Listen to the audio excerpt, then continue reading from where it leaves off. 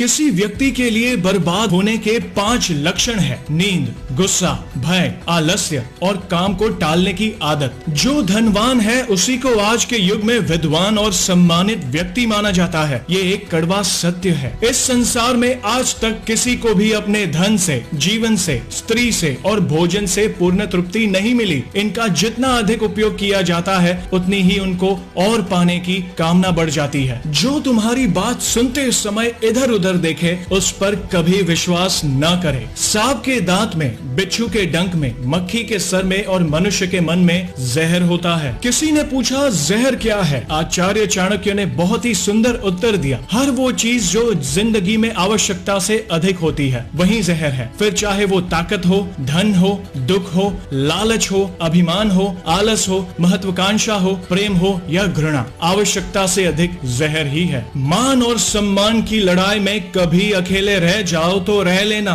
पर किसी के सामने खुद को टूटने मत देना। खुद का सम्मान करोगे तभी दूसरों से मान पाओगे। तुम बस अपने आप से मत हारना, देखना तुम्हें कोई नहीं हरा पाएगा। विद्या कामधेनु के समान गुणों वाली है, बुरे समय में भी फल देने वाली है, प्रवास काल में माँ के समान तथा गुप्त धन है। राजनीति में हिस्सा न लेने का सबसे बड़ा दंड यह है कि अयोग्य व्यक्ति आप पर शासन करने लगते हैं। किसी भी देश को बर्बाद करने में सबसे बड़ा योगदान उन युवाओं का और उन पढ़े लिखे विद्वान लोगों का होता है जो कहते हैं कि मुझे राजनीति से नफरत है। याद रखना, राजनीति ही किसी देश का भविष्य तय करती है। अधिक भूखा होने पर भी थोड़े में भी संतोष कर लेना, गहरी नींद में होने पर भी सतर्क रहना, वफादारी और वीरता होना, कुत्ते से ये गुण सीखने चाहिए। जो धैर्यवान नहीं है उसका ना ही वर्तमान है और ना ही भविष्य। उन लोगों से सावधान रहो जिनकी बातें उनके कार्यों से मेल नहीं खाती।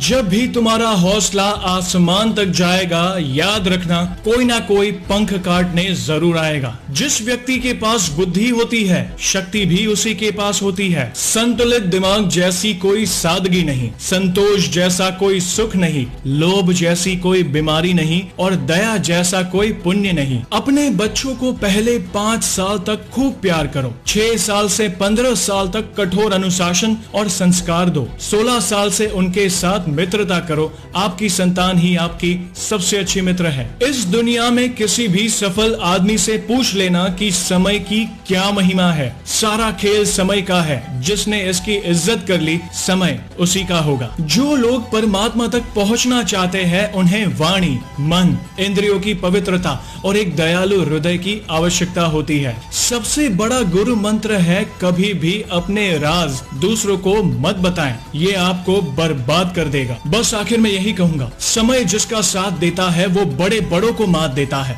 अमीर के घर पर बैठा कौवा भी सबको मोर लगता है और गरीब का भूखा बच्चा भी सबको चोर लगता है। इंसान की अच्छाई पर सब खामोश रहते हैं। चर्चा अगर आपकी बुराई की हो तो गूंगे भी बोल पड़ते हैं।